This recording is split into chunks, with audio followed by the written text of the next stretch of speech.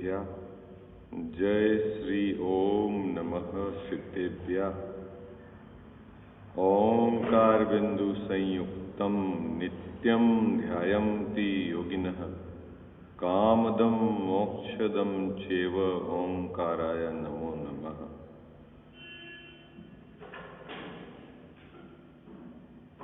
अविरल शब्द घनोग प्रक्षाल्य सकल भूतलमल कलंका मुनि भी निरूपासित तीर्था सरस्वती हर्षु नो दुरितान। अज्ञान तिमिरा अंधानाम ज्ञानांजन शलाकया चक्षुर्ण मिलितम येन तस्मै श्री गुरुवे नमः। श्री परम गुरुवे नमः। परंपराचार्य गुरुवे नमः।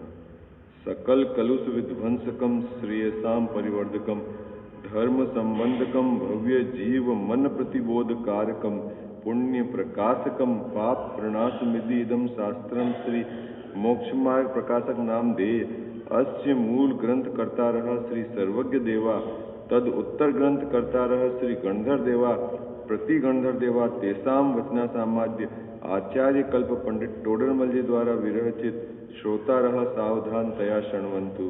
मंगलम भगवान वीरो मंगलम गौतमो गणी मंगलम कुंद कुंदाद्यो जैन धर्मोस्तु मंगलम सर्व मंगल मांगल्यम सर्व कल्याण कारकम प्रधानम सर्वधर्मानां जैनम जयतु शासनम जैनम जयतु शासनम जैनम जयतु शासनम। नमः श्री समयसाराय स्वानुभूत्या चकासते चित् स्वभावाय भावाय सर्वभावांतरे छिदे। मिथ्या भाव अभाव ते जो प्रगटे निज भाव सो जयवंत रहो सदा यही मोक्ष उपाय यही मोक्ष उपाय।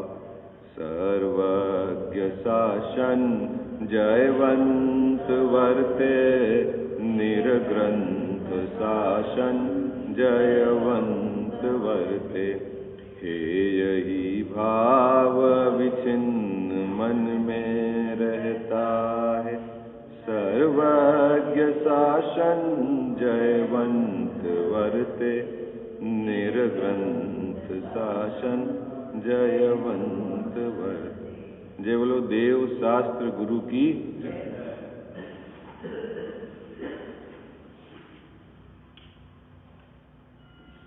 8 कर्म और उनके कार्य, उसकी चर्चा मोक्षमार्ग प्रकाशक ग्रंथ के दूसरे अधिकार के आधार से अपनी चल रही है। 2 तरह से विभाजन हुआ है कर्मों का, घातिया और अघातिया कर्म का। जो जीव के अनुजीवी गुणों का पूरा पूरा घात करने में सामर्थ्य रखते हैं, घात करते हैं, वे प्रकृतियां सर्वघाती कहलाती है। और जो जीव के अनुजीवी गुणों का एक देश घात करती है वो प्रकृतियां उसकी क्या कहलाती है? देशघाती प्रकृति कहलाती है। और ये दोनों प्रकृतियां घातिया कर्म की है जो जीव के स्वभाव का घात करती है। किस प्रकार घात करती है कि जीव के स्वभाव को पूर्णता पर्याय में प्रकट नहीं होने देती, उसको रोक देती है। इसके कारण उसका नाम घात करना कहा है। ऐसा टोडरमल जी साहब ने स्पष्ट किया है कि यह जीव अनादि से है और इसको कर्म का बंध भी अनादि से है और इसके स्वभाव की पूर्ण व्यक्तता भी अनादि से नहीं है, क्योंकि कर्म के निमित्त से इसने इस जीव के स्वभाव का घात भी अनादि से हुआ है। साथ ही साथ एक सुंदर बात यह भी बताई कि इस जीव में अनादि से इस प्रकार की शक्ति भी पड़ी है कि यदि कर्म का निमित्त नहीं होवे तो यह केवल ज्ञान रूप परिणमित हो गए। कितनी बात हो गई अनादि की? 4 बात हो गई। जीव कब से है? जी अनादि से, ठीक है। और जीव के साथ कर्म का बंध भी कब से है? अनादि से है। और इसके कर्म के निमित्त से जीव के स्वभाव का घात भी कब से हो रहा है?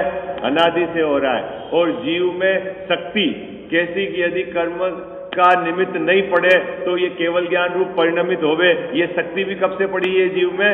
ये भी अनादि से पड़ी हुई है। ये चार बातें बराबर अपने को स्पष्ट होनी चाहिए चित्त। सबसे मोटी बात तो यह है कि इन कर्मों के साथ जो निमित्त नैमित्तिक संबंध है वो किस प्रकार का बनता है, ये हमारे चित्त में स्पष्ट होना चाहिए। कर्म क्या है, जीव क्या है, जीव को कर्म का बंध कैसे है और कर्म किस प्रकार का कार्य करता है, ये सब बातें इसे स्पष्ट होनी चाहिए, है ना। जीव कैसा है कि जीव ये बताइए अमूर्तिक स्वभाव वाला जीव है, इसको कर्म का बंध, मूर्तिक कर्म का बंध कैसे हो गया?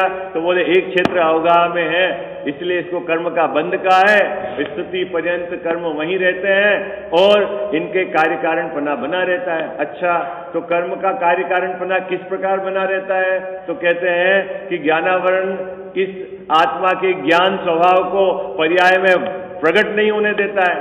दर्शनावरण आत्मा के दर्शन स्वभाव को पूर्णता पर्याय में प्रकट नहीं होने देता है। उनके क्षयोपशम से किंचित प्रकटता पाई जाती है। मोहनी से जो इसका स्वभाव नहीं है उसके विभाव की वहां पे प्रकटता पाई जाती है। तो एक्चुअली निमित्त नैमित्तिक संबंध क्या है, ये इस जीव को अपने को बराबर समझना है। क्यों कि जब तक नहीं समझेंगे तो ये व्यवस्था समझ में नहीं आएगी, है ना। अब अपन जो कल चर्चा कर रहे थे घात्या कर्म के बाद अघात्या कर्म की, है ना। अघात्या कर्म क्या देते हैं, क्या करते हैं, क्या निमित्त पड़ता है, ये अपन इसकी चर्चा कल अपन ने प्रारंभ की थी।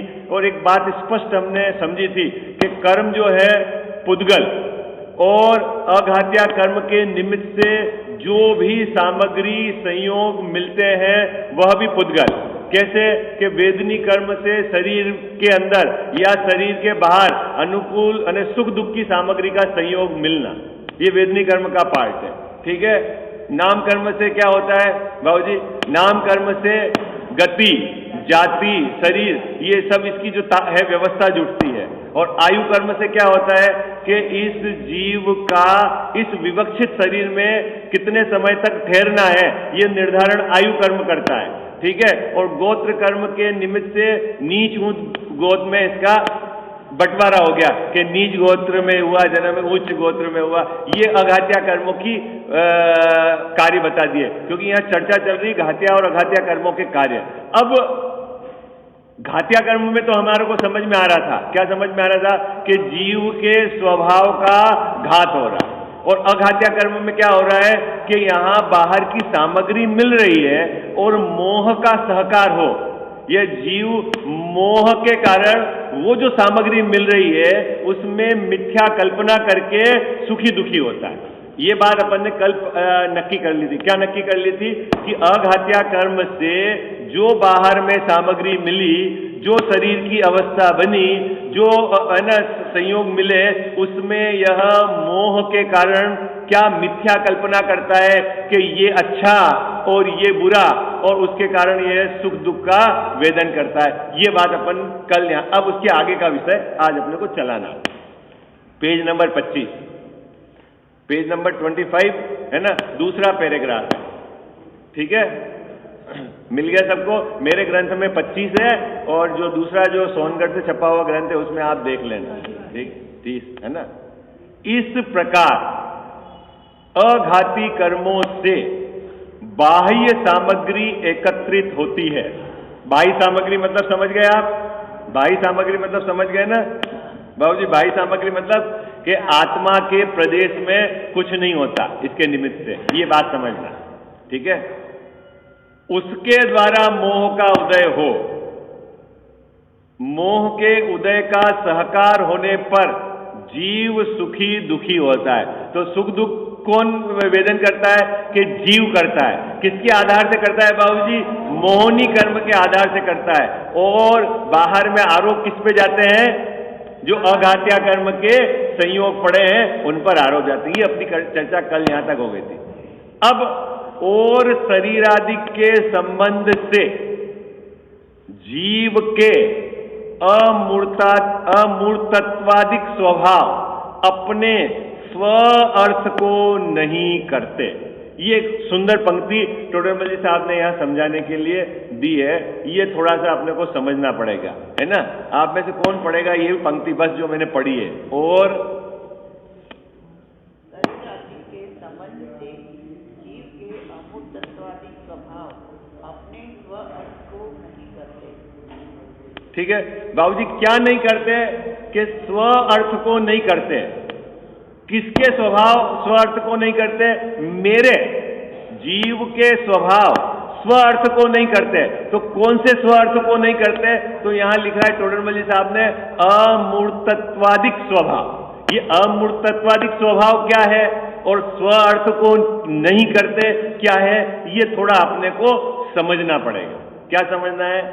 देखो भाई आया है तो समझना तो पड़ेगा ही कि गाड़ी चलानी तो नहीं है आगे समझना तो यही है ना।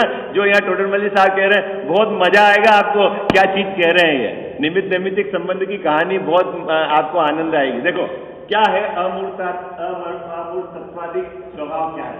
देखो दो प्रकार के गुण होते हैं, एक तो अनुजीवी गुण और प्रतिजीवी गुण।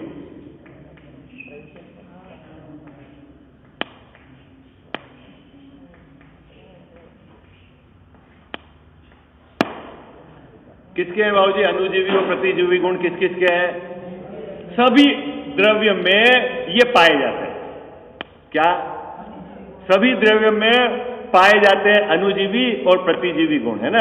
ये वस्तु की तरफ से बात है जिसकी सत्य सत्ता है, ठीक है। तो अनुजीवी किसको कहते हैं और प्रतिजीवी किसको कहते हैं? थोड़ा सा आप एक लाइन की परिभाषा है, यदि आपने द्रव्य गुण पर्याय वाली जो पढ़ी होगी पुस्तक और याद करे होंगे तो आपको पता होगा, नहीं तो मैं आपको बता देता हूं अगर याद नहीं रहा। तो अनुजीवी गुण क्या?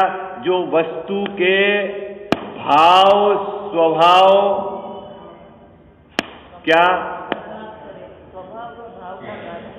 है?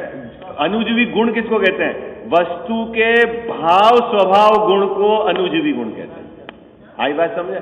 जो वस्तु है वस्तु, उसका भाव स्वभाव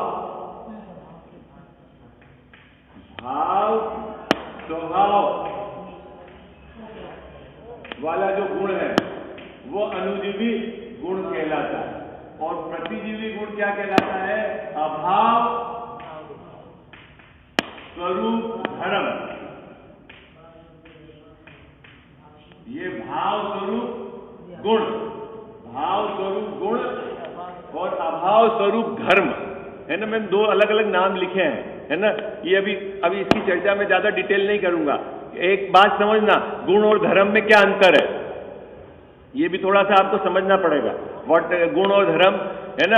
धर्म परस्पर विरोधी पाए जाते हैं, गुण में परस्पर विरोधी बंधन नहीं है। अब इसकी विशेष चर्चा कहीं जब आधार आएगी तब मैं करूंगा। अनुजीवी गुण क्या है? अनुजीवी गुण किसको कहते हैं? कि भाव स्वरूप जो गुण है वस्तु के, जैसे जीव है तो ज्ञान, दर्शन, वीर्य, ये जो है ये भाव स्वरूप गुण है। ये क्या कहलाते हैं? जीव के अनुजीवी गुण। पुद्गल का क्या है अनुजीवी गुण? स्पर्श, रस, गंध, वर्ण, ये पुद्गल का क्या है? अनुजीवी गुण। और प्रतिजीवी गुण किसको कहते हैं? अभाव स्वरूप धर्म, ठीक है। अभाव स्वरूप धर्म है प्रतिजीवी गुण। तो इस जीव का प्रतिजीवी गुण है, उसका जो नाम यहां लिया है टोडरमल जी साहब ने, अमूर्तत्वादिक। क्या नाम लिया है? अमूर्तत्वादिक। ये अभाव स्वरूप धर्म है। अभाव स्वरूप धर्म क्या है? थोड़ा सा आप समझो कि यह आत्मा स्पर्श, रस, गंध, वर्ण, इसमें अभाव है। मूर्त किसको कहते हैं? मूर्त समझ गए ना आप? मूर्त किसको बोलते हैं? मूर्त मतलब जिसमें स्पर्श, रस, गंध, वर्ण पाया जाए तो वो मूर्त, और अमूर्त है जिसमें नहीं पाया जाए। आप ऐसे याद मत करना कि जिसका आकार है वो मूर्त और जिसका आकार नहीं है वो अमूर्त, ये गलत है। क्योंकि छयों द्रव्य का आकार होता है। आई बात समझ में? क्योंकि प्रदेश जो है ना, प्रदेशत्व, वो जो आकार के आधार से है ना। तो मूर्त और अमूर्त की परिभाषा कैसे रखोगे आप? जिसमें स्पर्श, रस, गंध, वर्ण पाया जाए वो तो है मूर्त, और जिसमें स्पर्श, रस, गंध, वर्ण नहीं पाया जाए वो है अमूर्त। तो अब आपके ये होगा कि बहुत सारे जो पुद्गल के स्कंद है, कारमान वर्गणा है, पुद्गल परमाणु, उसमें तो स्पर्श, रस, गंध, वर्ण पाया जाता है कि नहीं? भाई पाया जाता है, वो हमारे इंद्रिय गम्य नहीं है, इसका मतलब है कि उसमें नहीं पाया जाता, ऐसा नहीं समझना, वो पुद्गल का गुण है। ठीक है। अब आत्मा में स्पर्श नहीं है, आत्मा में रस नहीं है, आत्मा में गंध नहीं है ना? ये बात तो ये नहीं है, इस क्वालिटी को कहते हैं अमूर्तादिक, इसका गुण, इसका जो प्रतिजीवी गुण है। इसका कहने का मतलब क्या है? टोडरमल जी साहब कह रहे हैं कि आत्मा पकड़े क्या तो पकड़ में आए, ऐसा नहीं है। आत्मा को यदि पकड़े ना अपन तो पकड़ में आए, ऐसा नहीं है। लेकिन गजब की बात तो यह है कि इस शरीर के साथ जब इस आत्मा का संबंध एक क्षेत्र अवगाही होता है, तब यदि इस शरीर को कोई पकड़ ले तो आत्मा अपना अमूर्तादिक स्वभाव, अपने स्वार्थ को कि पकड़ में नहीं आए, ये वाला काम नहीं कर सकता। अन्य शरीर को पकड़े तो फिर आत्मा इससे बाहर नहीं जाता। इसलिए इसको यहां कहा है कि शरीर पकड़ा तो आत्मा भी पकड़ में आई है। आई बात समझ में? कठिन तो नहीं होगी है कुछ बात? निमित्त नैमित्तिक संबंध समझ में आया आपको? बाबूजी समझ में आया? जैसे आपका हाथ पकड़ लिया, अब क्या पकड़ा आपने? ये पुद्गल के स्कंद ढेले को पकड़ा है ना किसी ने भी, तो आत्मा तो नहीं पकड़ में आया ना, तो आत्मा तो अलग हो जाना चाहिए ना यहां से। लेकिन आत्मा का जो अमूर्तादिक स्वभाव है वो अपने स्वार्थ को नहीं कर सकता, क्योंकि शरीर पकड़ा तो ये भी पकड़ में आ गया, इस शरीर को बंद कर दिया, ये इसके निमित्त नैमित्तिक संबंध है। कुछ बात पकड़ में आई नहीं आई आपको? आई बात? अभी पैरालिसिस हो गया, पैरालिसिस, एक हाथ ऐसा रह गया, ठीक है, तो अभी ये शरीर नहीं उठ रहा, तो अंदर आत्मा के प्रदेश तो फ्री है, उसको थोड़ी पैरालिसिस हुआ है, उसको तो पैरालिसिस नहीं हुआ ना, तो वो अपना स्वार्थ करे ना, स्वार्थ करे मतलब कि वो हिले डुले जाए आए, लेकिन ऐसा नहीं होता। क्यों नहीं होता? कि शरीर के साथ इसका संबंध है। आई बात समझ में? कुछ बात पकड़ में आई आपको? है? ये देखना आगे जाके टोडरमल साहब इस बात को बताएंगे कि बाबूजी ये जो निमित्त नैमित्तिक संबंध है ना, शरीर के और आत्मा के घनिष्ठ है, घनिष्ठ है, घनिष्ठ। तो इसको, इस जीव को ऐसा कंफ्यूजन हो जाता है क्या कि ये ही मैं हूं, एक मतलब अनादि से जो कंफ्यूजन चल रहा है बाबूजी, इसमें क्या है? दो तरह की एक्टिविटी है, घनिष्ठ निमित्त नैमित्तिक संबंध है और दोनों के भिन्नता के लक्षण भी विद्यमान है। लेकिन क्या है कि जो भिन्नता के लक्षण है उसको तो ये बहुत बारीकी से विचार करे तो पकड़ में आवे, और घनिष्ठ निमित्त नैमित्तिक संबंध ऐसे हैं कि अनादि का जो उसका मिथ्या चल रहा है श्रद्धान, वो देखते उसको ऐसा लगता है। देखो अभी मैं आपको मजेदार चीज बताता हूं, आपने अभी सुनी हो, समझी हो कि नहीं? जैसे ये एक आदमी यहाँ खड़ा है और ये यहां से धूप आ रही है और यहां छाया बन गई, ठीक है बाबूजी? ये सब देखा होगा रूटीन में, आप अपन चलते हैं तो इधर से धूप आ रही, छाया, ये हाथ यूं ऊंचा करता है तो यहाँ पे भी छाया में भी हाथ ऊंचा हो जाता है, ये हाथ नीचे करता है तो छाया में भी यहाँ ये हट जाता है ना। अब मेरे को बताओ कि ये छाया में ऊंचा नीचा कौन कर रहा है?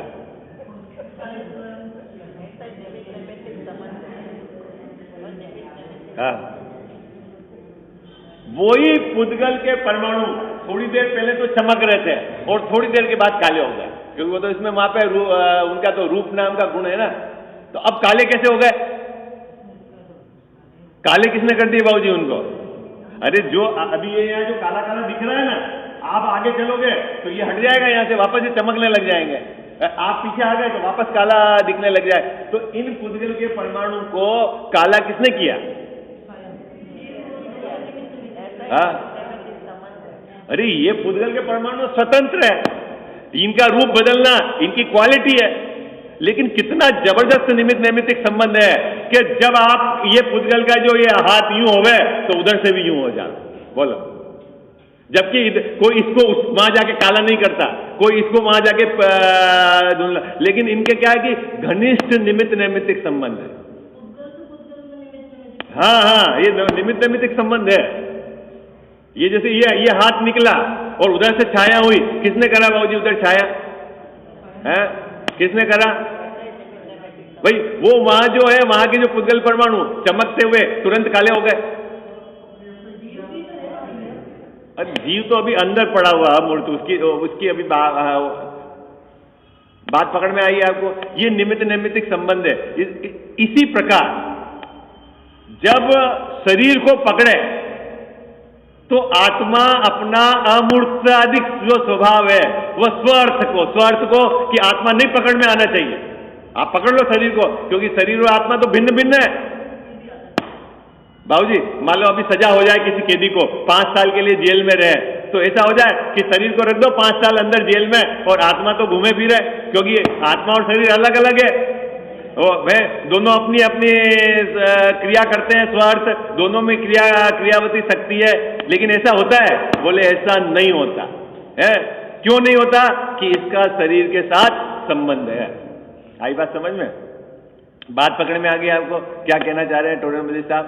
ये देखना, जो अपना अघात्या कर्म की क्वालिटी, घातिया कर्म में तो अनुजीवी गुण है, उनका घात होता था, और अघात्या कर्म में ये जो प्रतिजीवी गुण है ना, इसका घात हो गया। अमूर्ताधिक स्वभाव का घात हो गया। आत्मा अपना स्वार्थ का अपना क्रिया नहीं कर सकता, शरीर है तो शरीर के साथ साथ रहना पड़ेगा इसको, ठीक है ना? ये कंडीशन है। ये बात यहाँ टोडर मल्लिक साहब अघात्या कर्म में समझा रहे हैं। देखो क्या कह रहे हैं, नहीं समझ में आए तो पूछना। हाँ, नहीं तो बड़ी, क्योंकि अभी निमित्त नैमित्तिक संबंध ही अभी अपने को गले में उतरना बहुत मुश्किल। पूरी साइंस बाबूजी इस पर डिपेंड है। सब यूं कहते हैं कि इतनी डिग्री से सूरज की रोशनी गिरेगी तो परछाई इतनी लंबी होगी, वहां ऐसा होगा ऐसा होगा। ये क्या है? वो निमित्त नैमित्तिक संबंध के आधार से साइंस चल रही है।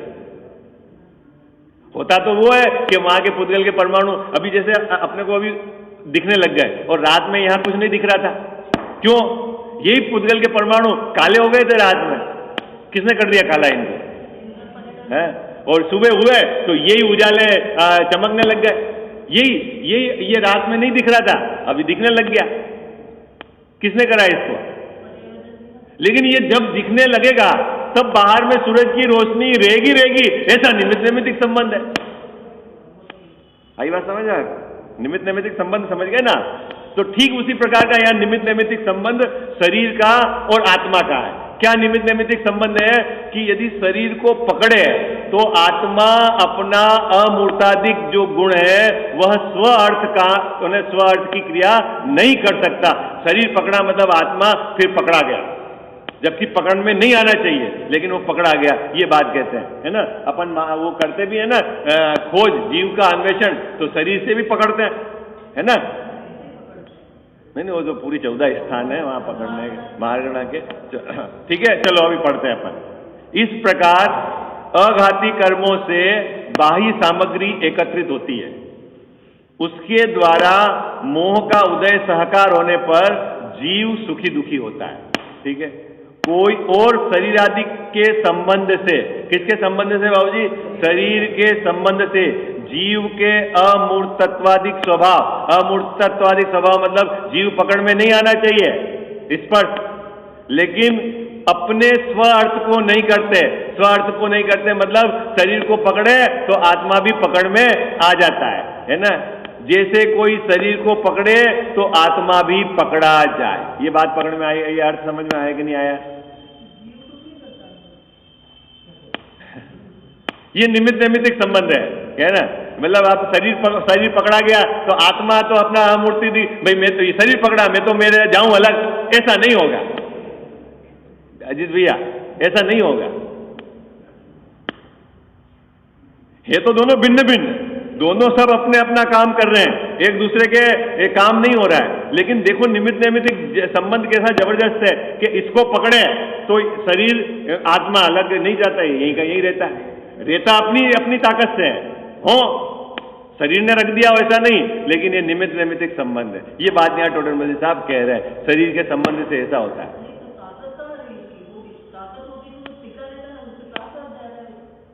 वही तो कह रहे हैं कि स्वार्थ को नहीं करता। निमित्त नैमित्तिक संबंध अपनी, अगर यहां जैसे अपना हाथ पकड़ा तो यहां आत्मा के प्रदेश, ये हाथ को पकड़ा इसके कारण थोड़ी है क्या, वो अपने से है, हाथ अपने से है, लेकिन आत्मा के प्रदेश अपना आमूर्तिक कि ये पकड़ में नहीं आवे ऐसा काम नहीं कर पा रहे, क्योंकि इसको पकड़ा तो ये भी पकड़ा गया। मतलब ये निमित्त नैमित्तिक संबंध है, ये शरीर के साथ संबंध है तो ये निमित्त नैमित्तिक संबंध है। अभी जैसे ये हाथ ऊंचा करा तो उधर से परछाई यूं की यूं हो गई, तो किसने करा, वो अपने, तो दोनों का संबंध निमित्त नैमित्तिक संबंध है, घनिष्ठ। हाँ, शरीर यदि रहा तो अगर शरीर को पकड़ोगे तो आत्मा पकड़ा ही जाएगा, ये समझो आप। वो पकड़ में नहीं आता, वो वाला काम नहीं होगा। आई बात समझ में आपको?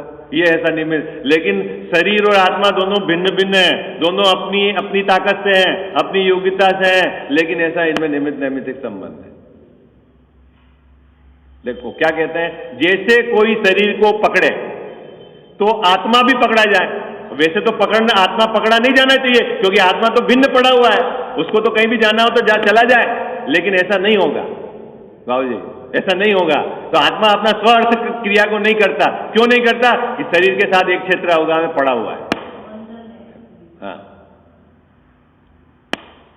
तथा जब तक कर्म का उदय रहता है तब तक बाह्य सामग्री वैसी ही बनी रहे, अन्यथा नहीं हो सके, ऐसा इन अघाती कर्मों का निमित्त जानना। ये पंक्ति भी बहुत जोरदार है। बाबू जी क्या कह रहे हैं इस पंक्ति में? दो बातें टोडरमल जी साहब ने कही। घात्या कर्म की बात अलग है और अघात्या कर्म की बात उन्होंने अलग समझाई। क्या कहा कि घात्या कर्म का, जैसे घात्या कर्म,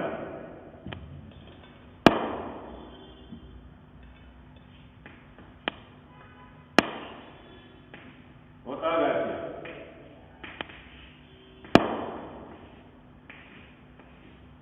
इनके कार्य में ये बताया, यहां तो जीव के स्वभाव का घात, ठीक है, और यहां बाहर की सामग्री का मिलना। अब यहां कह रहे हैं कि जब तक इस कर्म का उदय रहेगा तो बाहर की सामग्री इसके आधार से ही चलेगी 100%। क्या चलेगी बाबूजी? 100% इसके आधार से ही बाहर की सामग्री चलेगी। लेकिन यहां इधर से इधर की 100% की मॉनिटरिंग नहीं है। यहां इधर यदि आत्मा चाहे, क्या तो ये जैसा परिणमन होवे तो वहां इसको परिणमन भी होना पड़े, लेकिन यहां ऐसा नहीं। ये बात यहां टोडरमल जी साहब समझाना चाह रहे हैं। आई बात, कुछ बात पकड़ में आई आपको? घात्या कर्म और अघात्या कर्म में अंतर क्या है ये समझ में आया कि आप कितनी भी बुद्धिपूर्वक कोशिश कर लो कि मैं शरीर को टिका के रखूं, आप बुद्धिपूर्वक कोशिश कर लो कि मैं धन को बचा के रखूं, आप बुद्धिपूर्वक कोशिश कर लो, वो आपके हाथ में है ही नहीं।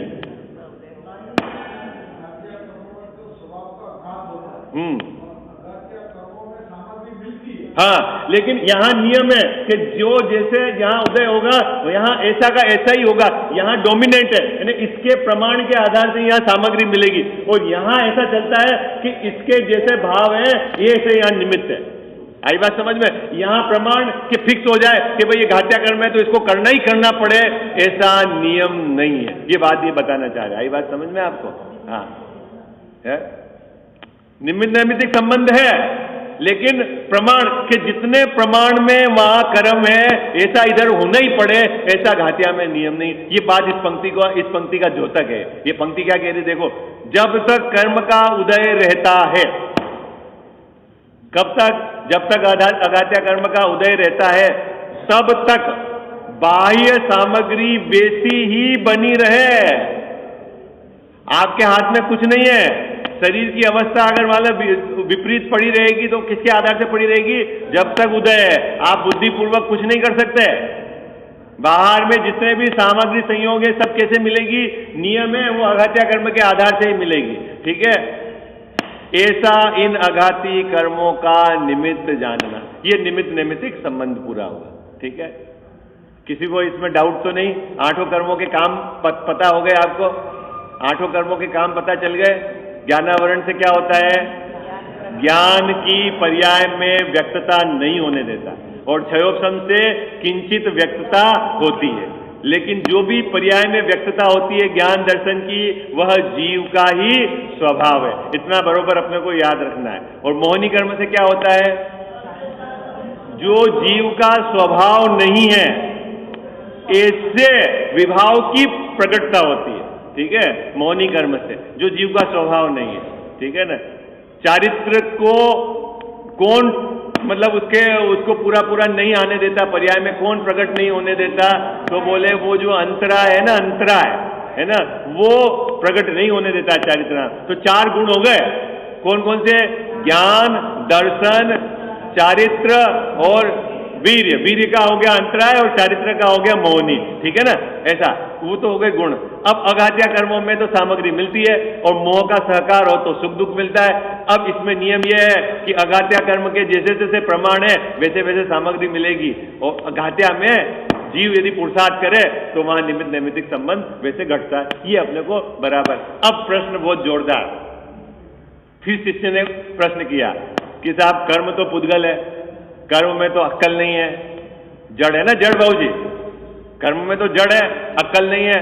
और आपने तो कर्म के काम गिना दिए, ज्ञानावरण के, दर्शनावरण के, मोहिनी के, इनके काम गिना दिए कि ज्ञानावरण से ये होता है, दर्शनावरण से ये होता है, और अघात्या में नाम से ये होता है, न गोत्र से ये होता है। तो बिना अक्कल वाला ये सब काम कैसे कर लेता है?